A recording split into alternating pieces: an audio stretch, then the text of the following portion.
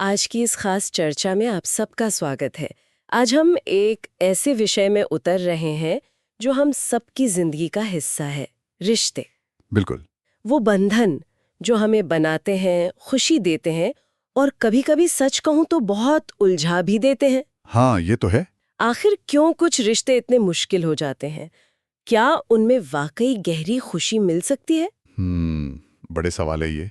इन्हीं सवालों के जवाब हम नील डोनाल्ड वॉल्श की किताब कन्वर्सेशंस विद गॉड बुक 1 उसके 8वें अध्याय में खोजने की कोशिश करेंगे। जी। ये किताब रिश्तों पर एक कह सकते हैं आध्यात्मिक पर साथ ही काफी गैर पारंपरिक नजरिया पेश करती है। हाँ, चौंकाने वाला भी कह सकते हैं कुछ लोगों के लिए। बिल्कुल।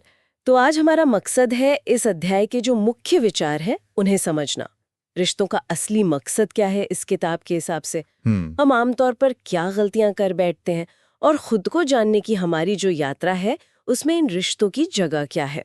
तो चलिए शुरू करते हैं। जरूर।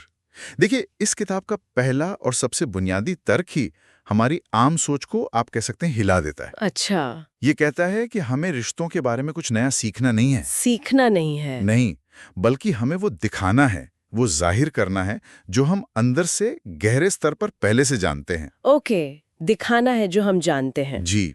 और रिश्तों का जो असली मकसद इसमें बताया गया है वो हमारी आम धारणाओं से बिल्कुल अलग है। जैसे कि जैसे हम सोचते हैं ना कि रिश्ते क्यों बनाते हैं, अकेलापन दूर करने के लिए। हाँ, या कोई चाहिए जो हमें पूरा करे। बिल्कुल। या सुरक्षा के लिए।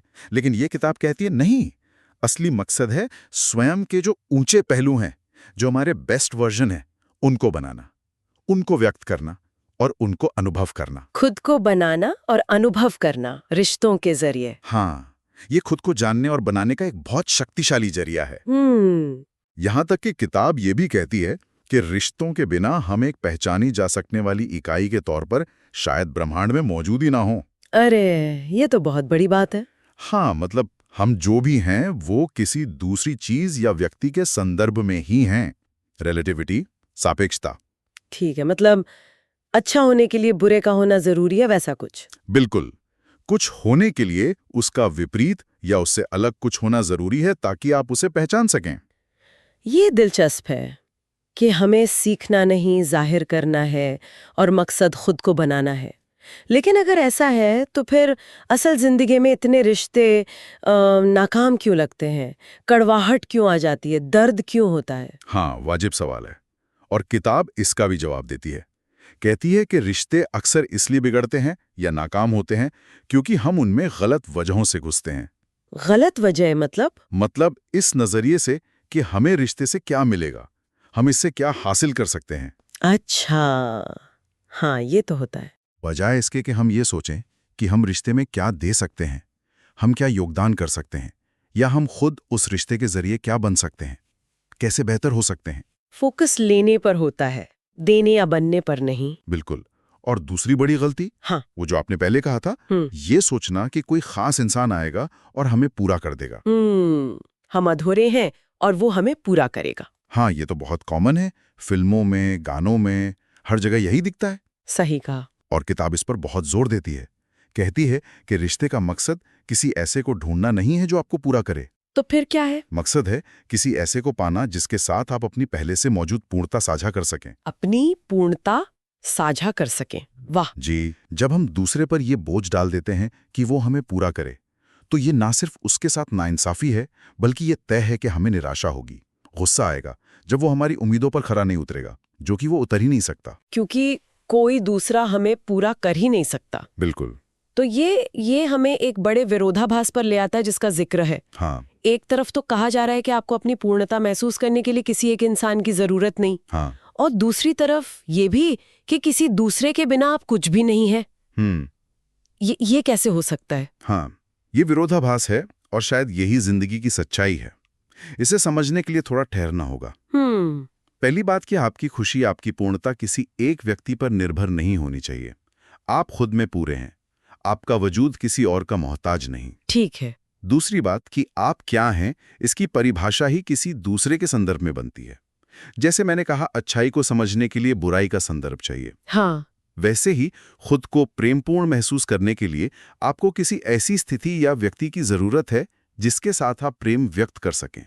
ओके, तो अकेले में हम पूर्ण हैं, लेकिन खुद को अनुभव करने के लिए हमें दूसरों की जरूरत है। बिल्कुल सही, दोनों बातें सच हैं एक साथ।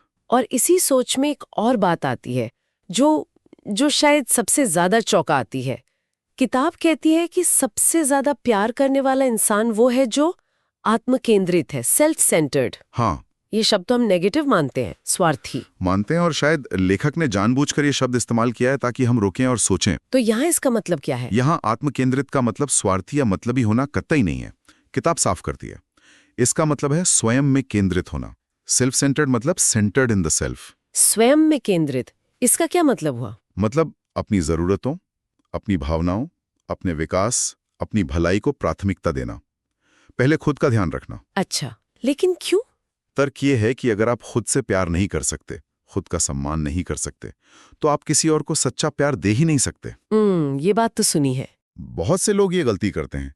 वो सोचते हैं कि अगर कोई और उनसे प्यार करेगा तब वे खुद को प्यार करने लायक मानेंगे।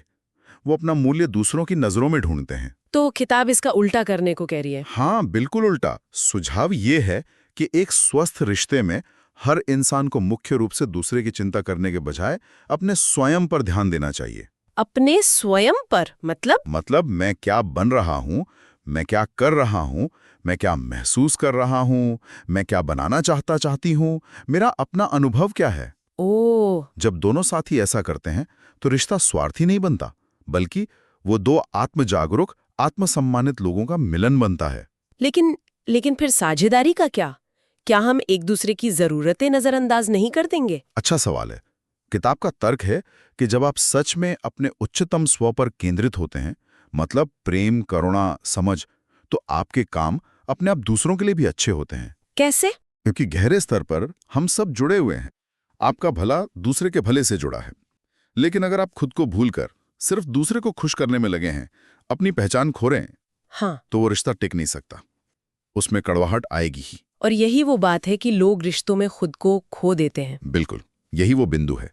लोग अपनी पसंद नापसंद, अपने सपने, यहां तक कि अपने उसूलों को भी छोड़ देते हैं, बस इसलिए कि रिश्ता बना रहे, साथी खुश रहे। हाँ, ये बहुत होता है। समझौता करते करते खुद को ही भूल जाते हैं। और किताब कहती है कि रिश्तों में ज्यादातर दुख और कड़वाहट इसी से आती है। लोग उम्मीद करते हैं कि 1+1 मिलकर 3 बनेंगे। हाँ, पर अक्सर पाते हैं कि 1+1 मिलकर 1.5 रह गए, या शायद 1 ही। हाँ, वो अपनी शक्ति खो देते हैं, अपनी चमक खो देते हैं। क्यों? क्योंकि वो रिश्ते का असली मकसद भूल जाते हैं, जो था स्वयं का विकास, स्वयं का निर्माण, स्वयं का अनुभव। रिश्ते इस आत्मनिर्माण के लिए एक पवित्र जगह है, एक लैब की तरह। ठीक है, ये फिलॉसफी सुनने में तो बहुत गहरी है, लेकिन रोजमर्रा की जिंदगी में जब मुश्किलें आती हैं, दर्द होता है, झगड़े होते हैं जो कि होते ही हैं, तब ये सोच हमें क्या रास्ता दिखाती है? क्या हमें बस स्वयं पर केंद्रित रहना है? देखिए, यहीं ये सोच बहुत प्रैक्टिकल हो जाती है। किताब का पहला सुझाव, अपनी भावनाओं को ईमानदारी से स्वीकार करें और व्यक्त करें। सभी भावनाओं को, गुस्सा, डर, दुख भी? हाँ, बिल्कुल। अपनी भावनाओं का सम्मान करना, खुद का सम्मान करना है। कई लोग नेगेटिव फीलिंग्स को दबा देते हैं। उन्हें लगता है ये बुरा है, कमजोरी है। हाँ, लगता तो है। लेकिन किताब कहती है नहीं, अक्सर उन भावनाओं को पूरी तरह महसूस करना ही उनसे आगे बढ़ने का रास्ता है। आप उन्हें स्वीकार करते हैं, महसूस करते हैं, और फिर आप सचेत रूप से चुन सकते हैं। ठीक है, मैंने गुस्सा महसूस किया, लेकिन मैं गुस्से वाला इंसान नहीं बनना चाहती। आप अपनी प्रतिक्रिया चुन सकते हैं, भावना को मालिक बनने देने के बजाय। और जो लोग इसमें माहिर हो जाते हैं, जो मास्टर कहे गए हैं, हाँ, जो आत्मज्ञान में स्थित हैं, जिन्हें किताब मास्टर कहती है, वो पहले से जानते हैं कि उनकी अंतिम पसंद क्या होगी। प्रेम, समझ, शांति। उन्हें नेगेटिविटी ट्राई करने की जरूरत नहीं पड़ती। बिल्कुल। वो चुनौतियों को मुसीबत की तरह नहीं देखते। वो उन्हें खुद को और बेहतर तरीके से जानने और बनाने के मौके की तरह देखते हैं। हर मुश्किल में उन्हें विकास का एक बीज नजर आता है। ये हमें उस अहम सवाल पर लाता है जो किताब में है, प्रेम अब क्या करेगा? What would love do now? ये सुनने में सीधा है, पर शायद है नहीं। बिल्कुल सीधा नहीं है। यह सवाल हर रिश्ते के हर मुश्किल पल के केंद्र में होना चाहिए। लेकिन इसकी व्याख्या बहुत जरूरी है, जिसे अक्सर गलत समझा जाता है। कैसे? किताब कहती है कि उच्चतम विकल्प, सबसे प्रेमपूर्ण विकल्प, वो है जो आपके लिए उच्चतम भलाई लाता है। एक मिनट, ये फिर से वही बात नहीं लग रही, सिर्फ अपनी भलाई देखो, ये तो स्वार्थ हुआ। पहली नजर में ऐसा ही लगता है, लेकिन यहीं पर वो गहरा राज खुलता है जब आप ये तय करते हैं कि आपके लिए वास्तव में उच्चतम भलाई क्या है। हाँ। और ये फैसला डर या असुरक्षा से नहीं, बल्कि प्रेम और आत्मसम्मान से आता है। तो वो अनिवार्य रूप से इनएविटेबली दूसरे के लिए भी उच्चतम भलाई बन जाता है। ये कैसे मुमकिन है? क्योंकि किताब के दर्शन के अनुसार गहरे स्तर पर आप और दूसरा अलग है ही नहीं, हम सब एक ही चेतना का हिस्सा है। आपका सच्चा भला दूसरे के सच्चे भले से अलग हो ही नहीं सकता। कोई उदाहरण दे सकते हैं? जरूर। मान लीजिए कोई किसी ऐसे रिश्ते में है जहां उसका शोषण हो रहा है, भावनात्मक या शारीरिक। ठीक है। अगर वो इंसान इस सवाल पर ध्यान दे कि मेरे लिए उच्चतम भलाई क्या है, तो पहला कदम क्या होगा? शोषण को रोकना, वहां से निकलना। बिल्कुल। ये उस व्यक्ति के लिए साफ तौर पर अच्छा है ना? हाँ, लेकिन ये शोषक के लिए भी अच्छा है। क्यों? क्योंकि उसे ये सीखने का मौका मिलता है कि उसका व्यवहार गलत है, अस्वीकार्य है और उसे बदलने की जरूरत है। अगर आप शोषण सहते रहेंगे तो आप अनजाने में उसके गलत व्यवहार को बढ़ावा दे रहे हैं। अच्छा, तो प्रेमपूर्ण व्यवहार का मतलब ये नहीं कि हमेशा हाँ में हाँ मिलाई जाए या सब कुछ सह लिया जाए। कतई नहीं। कभी कभी प्रेम का मतलब होता है दृढ़ता से ना कहना, सीमाएं तय करना। ये खुद के लिए भी प्रेम है और दूसरे के लिए भी, लंबे समय में। ये वाकई सोचने का बिल्कुल अलग तरीका है। और इसी सोच को आगे बढ़ाते हुए किताब एक और कह सकते हैं धमाका करती है। हाँ, कौन सा? वो कहती है कि रिश्तों में और असल में पूरी जिंदगी में कोई दायित्व नहीं है, कोई ऑब्लिगेशन नहीं है। ओह, कोई नियम, कोई बंधन, कोई गाइडलाइंस नहीं है जिनका पालन करना ही करना है। ये सुनकर तो लगता है जैसे सब बिखर जाएगा, अराजकता फैल जाएगी। हाँ, पहली प्रतिक्रिया यही होती है। बिना नियम कायदों के रिश्ते कैसे चलेंगे, समाज कैसे चलेगा? लेकिन किताब इसे ईश्वर का सबसे बड़ा तोहफा, सबसे बड़ा वादा कहती है। वादा? कैसे? वादा स्वतंत्रता का, चुनने की आजादी का। किताब कहती है कि हमें नियम और बंधन नहीं दिए गए, हमें स्वतंत्रता दी गई है। तो दायित्व की जगह क्या है? दायित्व के बजाय रिश्तों में केवल अवसर है, अपॉर्चुनिटी। अवसर? किस चीज का? अवसर खुद को जानने का, प्रेम को अनुभव करने का, उसे व्यक्त करने का, विकसित होने का, कुछ नया बनाने का। किताब का तर्क है कि सच्चा धर्म, सच्ची आध्यात्मिकता दायित्व पर नहीं, अवसर पर आधारित होनी चाहिए। जब तक हम इसे उल्टा देखेंगे, पहले ऑब्लिगेशन फिर अपॉर्चुनिटी, हम असली बात चूक जाएंगे। तो फिर शादी जैसे संस्थान का क्या? उसे तो पवित्र दायित्वों का बंधन माना जाता है। किताब शादी को पवित्र मानती है, जरूर मानती है, लेकिन दायित्वों की वजह से नहीं। तो फिर? उसके द्वारा दिए जाने वाले अनोखे अवसर के कारण। अवसर ये तय करने का कि आप वास्तव में कौन हैं, प्रेम को गहराई से अनुभव करने और व्यक्त करने का, एक साथी के साथ मिलकर कुछ रचने का, विकसित होने का। यहाँ किताब थोड़ी आलोचना भी करती है स्थापित धर्मों के, और ये साफ करती है कि ये उसका नजरिया है, हम बस बता रहे हैं। हाँ। कि वो अक्सर पाप और इंसान की कमजोरी की धारणाओं पर टिके होते हैं और इसलिए दायित्व थोपते हैं। हाँ। किताब का नजरिया है कि ईश्वर ने हमें फ्रीडम दी है, बोझ नहीं। तो अगर हम इस पूरी फिलॉसफी को समेटें और इसे प्रैक्टिकल लेवल पे देखें, तो इस नजरिए से एक कामयाब, शायद लंबा चलने वाला रिश्ता बनाने के लिए क्या कदम हो सकते हैं? हाँ, किताब कुछ ठोस सुझाव देती है। क्या है वो? पहला, सही कारणों से रिश्ते में आएं। मतलब आप और आपका साथी बैठकर सोच समझकर रिश्ते के मकसद पर सहमत हों। क्या आप दोनों विकास के लिए साथ आ रहे हैं, आत्मा के मिलन के लिए, कुछ बड़ा बनाने के लिए, पुरानी चोटों को भरने के लिए? अगर इरादे साफ और ऊंचे हैं तो नींव मजबूत होगी। इरादे की स्पष्टता, ठीक है। और दूसरा, ये जाने और समझें कि चुनौतियां आएंगी, मुश्किल समय आएगा ही, उनसे बचने की कोशिश न करें, बल्कि उनका स्वागत करें कृतज्ञता के साथ। स्वागत करें मुश्किलों का? हाँ, उन्हें ईश्वर के तोहफे समझें, वो अवसर जिनके लिए आप असल में रिश्ते में और जीवन में हैं, ही खुद को बनाने और अनुभव करने के अवसर। ओके, ये मुश्किल है पर समझ आ रहा है। तीसरा, मुश्किल समय में अपने साथी को दुश्मन ना समझें या समस्या की जड़ ना समझें, बल्कि कोशिश करें कि किसी भी चीज या इंसान को दुश्मन की तरह ना देखें। हर प्रॉब्लम को एक अवसर की तरह देखने की कला सीखें। अवसर ये चुनने का कि आप इस स्थिति में कौन बनना चाहते हैं। वाह, प्रॉब्लम को अवसर देखना। हाँ। ठीक है। और चौथा, अपने साथी में उससे कहीं ज्यादा देखें जितना वो उस पल में दिखा रहा है या रही है। मतलब किताब कहती है कि हर इंसान के अंदर दिखने से कहीं ज्यादा अच्छाई, शक्ति और प्रेम होता है। अक्सर डर उन्हें रोकता है।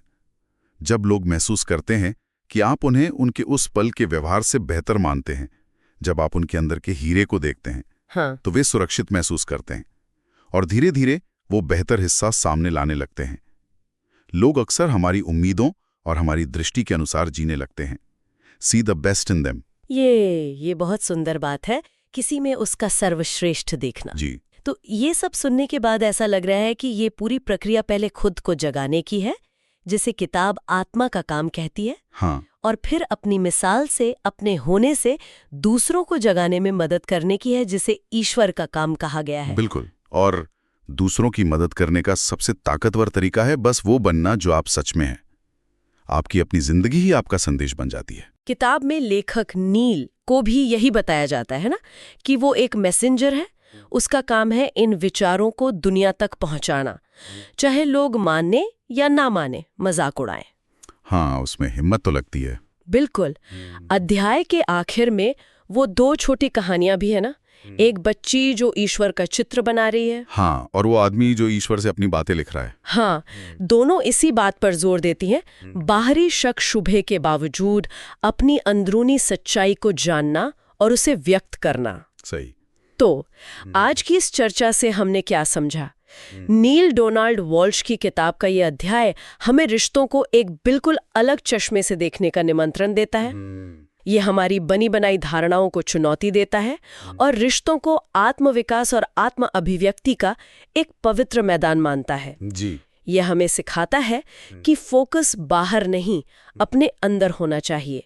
हम क्या बन रहे हैं, क्या कर रहे हैं, कैसे रिएक्ट कर रहे हैं, और ये दायित्व के बोझ के बजाय अवसर की एक हल्की शक्तिशाली भावना से जीने को कहता है। बिल्कुल। सवाल ये है कि अगर हम इन विचारों को सच में अपनाएं, तो ये हमारे रिश्तों को कैसे बदल सकता है, कितना बदल सकता है? यकीनन ये पारंपरिक सोच से बहुत अलग है और ये हमें एक दिलचस्प सवाल पर छोड़ जाता है, जिस पर आगे सोचा जा सकता है। क्या सवाल? अगर रिश्ते मुख्य रूप से खुद को जानने और बनाने के बारे में है और फोकस खुद पर होना चाहिए, तो फिर समझौता कहाँ फिट होता है, कंप्रोमाइज? हाँ, ये तो रिश्तों का अहम हिस्सा माना जाता है।